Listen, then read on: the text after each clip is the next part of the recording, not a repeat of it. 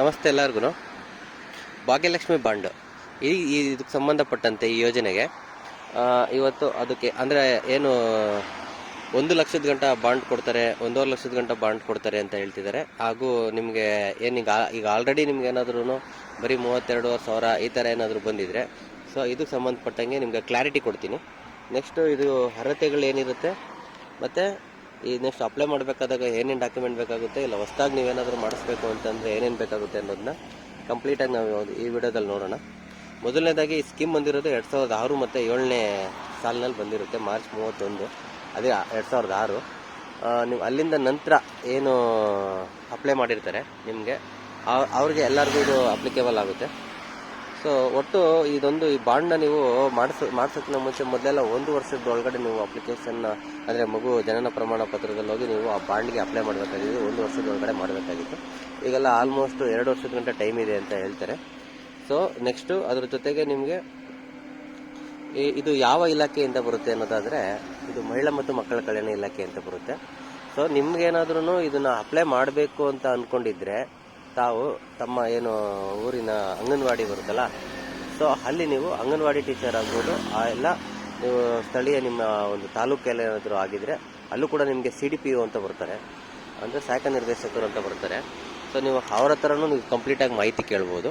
ಇಲ್ಲ ನಮ್ಮಲ್ಲಿ ಅದು ಯಾರ್ದು ಸೌಲಭ್ಯ ಇಲ್ಲ ಅಂತ ಅಂದರೆ ನೀವು ನೇರವಾಗಿ ನೀವು ಉಪನಿರ್ದೇಶಕರು ಬರ್ತಾರೆ, ಡಿಸ್ಟಿಕ್ ಆಫೀಸಲ್ಲಿ ಬರ್ತಾರೆ, ಡಿಸ್ಟಿಕ್ ಆಫೀಸರಾಗಿ ಬರ್ತಾರೆ. ಮಹಿಳಾ ಮತ್ತು ಮಕ್ಕಳ ಕಲ್ಯಾಣ ಇಲಾಖೆ ಬರುತ್ತೆ, ಪ್ರತಿಯೊಂದು ಜಿಲ್ಲೆನಲ್ಲೂ ಇರುತ್ತೆ. ಸೊ ನೆಕ್ಸ್ಟು ನಾವು ಅದನ್ನು ನೋಡೋದಾದರೆ ನೆಕ್ಸ್ಟ್ ಒಟ್ಟು ಬಾಂಡಲ್ಲಿ 18 ವರ್ಷ ಕಂಪ್ಲೀಟ್ ಆಗಿದೆ ಅನ್ನೋದು ನಿಮ್ಮ ಬಾಂಡಲ್ಲಿ ಡೇಟ್ ಇರುತ್ತೆ. ನೀವು ಅದನ್ನು ಚೆಕ್ ಮಾಡಬೇಕಾಗುತ್ತೆ. ಈಗ ನಾವು 2006-7ರಲ್ಲಿ ಆಗಿರೋರಿಗೆ ಈಗ ಆಲ್ರೆಡಿ ಆ ಅಮೌಂಟ್ ಏನಿದೆ ಅದನ್ನು ಕೊಡ್ತಿದ್ದಾರೆ. ಸೊ ನಿಮ್ಗೆ ಅದು ಕ್ಲಾರಿಟಿನೂ ಕೊಡ್ತೀನಿ. 1,00,000 ಅಂತ ಹೇಳಿ ಈಗ ಕಡಿಮೆ ಬರ್ತೈತೆ ಅಂತ ಸುಮಾರು ವಿಡಿಯೋಗಳಲ್ಲಿ ನೋಡ್ತಿದ್ದಾರೆ. ಸೊ ಹಾಗಾಗಿ ಅದು ಕ್ಲಾರಿಟಿ ಕೊಡೋಣ ಅಂತ ಈ ವಿಡಿಯೋ ಮಾಡ್ತಾ ಇರೋದು.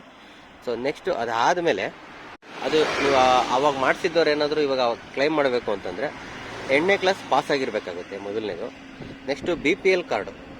ಸೊ ಅವರು BPL ಕಾರ್ಡ್ ಹೊಂದಿರಬೇಕಾಗುತ್ತೆ. ನೀವು ಅಪ್ಲಿಕೇಶನ್ ಹಾಕಬೇಕಾದ್ರೂ ಕೂಡ ನೀವು BPL ಕಾರ್ಡ್ ಇದ್ದವ್ರಿಗೇ ಕೊಡೋದು. BPL ಕಾರ್ಡ್ ಇಲ್ಲ ಅಂತಂದರೆ ನಿಮಗೆ ಮಾಡೋಕ್ಕೆ ಬರಲ್ಲ. ಮತ್ತು ಅದಾದಮೇಲೆ ಆ ಹೆಣ್ಣುಮಗು 8ನೇ ಕ್ಲಾಸು ಪಾಸ್ ಆಗಿರಬೇಕು. ಜೊತೆಗೆ ಆ ಹುಡುಗಿ ಬಾಲಕಾರ್ಮಿಕರು ಆಗಿರಬಾರ್ದು.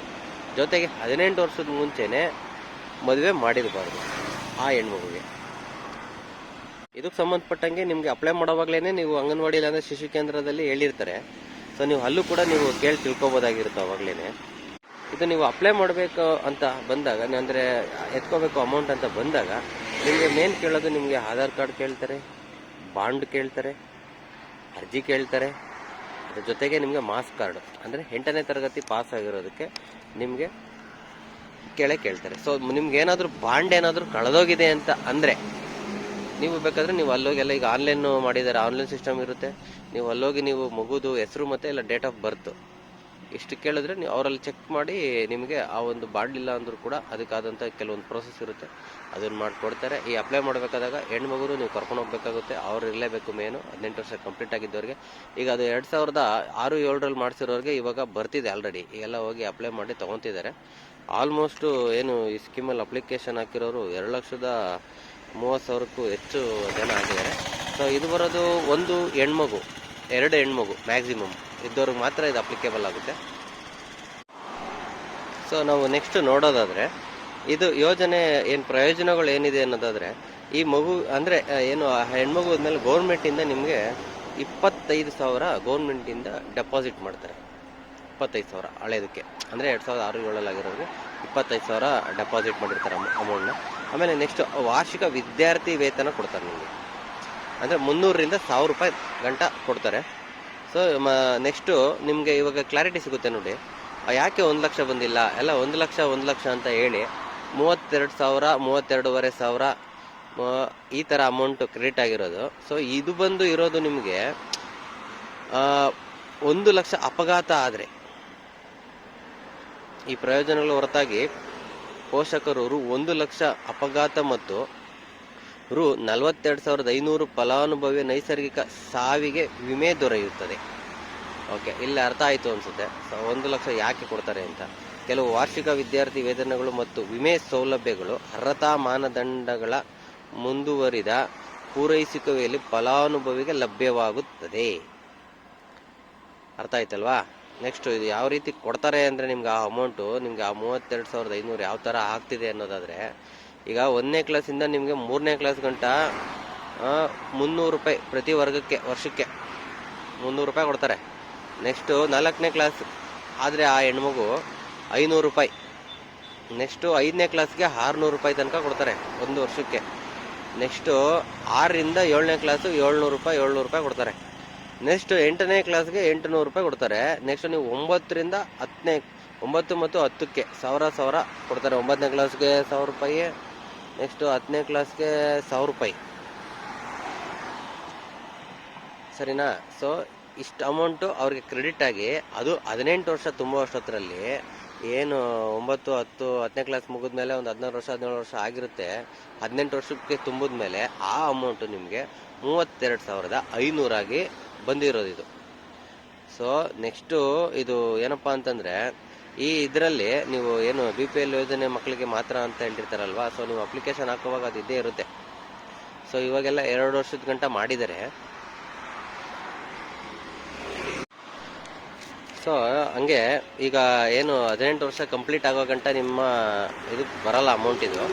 ಸೊ ನೀವು ಅಪ್ಲೈ ಮಾಡಾದ್ಮೇಲೆ ನೀವು ಹಾಕ್ಬಿಟ್ಟು 18 ವರ್ಷ ಆ ಹೆಣ್ಮಗುಗೆ 10ನೇ ಕ್ಲಾಸ್ ಕಂಪ್ಲೀಟ್ ಆದಮೇಲೆ ಕೊಡ್ಬೋದಾಗುತ್ತೆ. ಈಗ 1 ಲಕ್ಷ ಬಂದಿಲ್ಲ 1 ಲಕ್ಷ ಬಂದಿಲ್ಲ ಅಂತಲ್ಲ. ಸೊ 1 ಲಕ್ಷ ಕೊಡಲ್ಲ. 1 ಲಕ್ಷ ಬಿಡೋದು ಈ ಅಪಘಾತಕ್ಕೆ ಏನಾದರೂ ಇದಾದಾಗ ಆ ಒಂದು ಇದರಲ್ಲಿ ಕೊಡ್ತಾರೆ ವಿನಃ. ಸೊ ಯಾಕೆ ಕಡಿಮೆ ಬಂತು ಅನ್ನೋದಕ್ಕೆ ಇವಾಗ ನಿಮಗೆ ಕ್ಲಾರಿಟಿ ಸಿಕ್ಕಿದೆ ಅಂತ ಅನ್ಕೋತೀನಿ. ಸೊ ನೀವು ಅದಾದಮೇಲೆ ಇದಕ್ಕೆ ಸಂಬಂಧಪಟ್ಟಂಗೆ ಸಂಪೂರ್ಣ ಮಾಹಿತಿ ಬೇಕು ಅಂತ ಅಂದರೆ ನೀವು ಅಲ್ಲೇ ಕೇಳ್ಬೋದು. ಈಗೇನು CDPO ಇಲ್ಲ ಅಂಗನವಾಡಿ ಇಲ್ಲ ಶಿಶು ಕೇಂದ್ರ ಬರುತ್ತಲ್ವಾ, ಸೊ ನೀವು ಅಲ್ಲೇ ಕೇಳಿ ಇದ್ರ ಬಗ್ಗೆ ತಿಳ್ಕೊಬೋದು, ವಿಚಾರಣೆ ಮಾಡ್ಬೋದು. ನೀವು ಅದ್ರ ಬಗ್ಗೆ ಕೇಳಬೇಕು. ಜೊತೆಗೆ ನೀವು ಏನು ಈ ಅರ್ಹತೆಗಳು ಏನೇನಿರುತ್ತೆ, ನಿಮ್ಗೆ 8ನೇ ಕ್ಲಾಸ್ ಆಗ್ಬೋದು, BPL ಕಾರ್ಡ್ ಆಗ್ಬೋದು, ಬಾಲಕಾರ್ಮಿಕ ಆಗಿರಬಾರ್ದು ಅಂತ, ಮತ್ತು ಬಾಲ್ಯ ವಿವಾಹ ಆಗಿರಬಾರ್ದು ಅಂತ. ಸೊ ಇದಿಷ್ಟನ್ನು ನಿಮಗೆ ಡೀಟೇಲಾಗಿ ಕೇಳ್ತಾರೆ. ಸೊ ಇಷ್ಟು ಒಂದು ಅವ್ರು ಕೇಳೋ ಅಪ್ಲಿಕೇಶನ್ ಅವ್ರು ಕೊಡೋ ಟೈಮಲ್ಲಿ ನೀವು ಆಧಾರ್ ಕಾರ್ಡ್ ಆಗ್ಬೋದು, ಮತ್ತು ನೀವು ಆ ಒರಿಜಿನಲ್ ಬಾಂಡ್ ಏನು ಕೊಟ್ಟಿರ್ತಾರೆ ಆ ಬಾಂಡ್ ಆಗ್ಬೋದು, ಮತ್ತು ಆ ಹೆಣ್ಮಗು ಓದಿರೋ ಮಾಸ್ ಕಾರ್ಡ್ ಆಗ್ಬೋದು.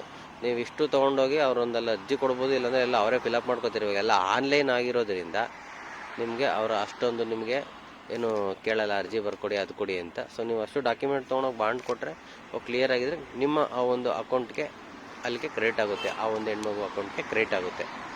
ಸೊ ಇದಕ್ಕೆ ಸಂಬಂಧಪಟ್ಟಂಗೆ ಬಾಕಿ ಏನಾದ್ರೂ ನಿಮ್ಮಲ್ಲಿ ಏನಾದರೂ ಮಾಹಿತಿ ಬೇಕು ಅಂತಂದರೆ ಕಮೆಂಟ್ ಆಗಿ, ನಾನು ಕೂಡ ಬೇಕಾದ್ರೆ ತಿಳ್ಕೊಂಡು ಅದಕ್ಕೆ ಸಂಬಂಧಪಟ್ಟಂಗೆ ನಿಮಗೆ ಮಾಹಿತಿ ಒದಗಿಸೋದಕ್ಕೆ ನಾನೊಂದು ಹೆಲ್ಪ್ ಮಾಡ್ತೀನಿ ತಮಗೆ. ಇಷ್ಟು ಹೇಳ್ತಾ ಇದ್ದೀನಿ. ವಿಡಿಯೋ ಏನಾದರೂ ಇಷ್ಟ ಆಗಿದರೆ ಲೈಕ್ ಮಾಡಿ.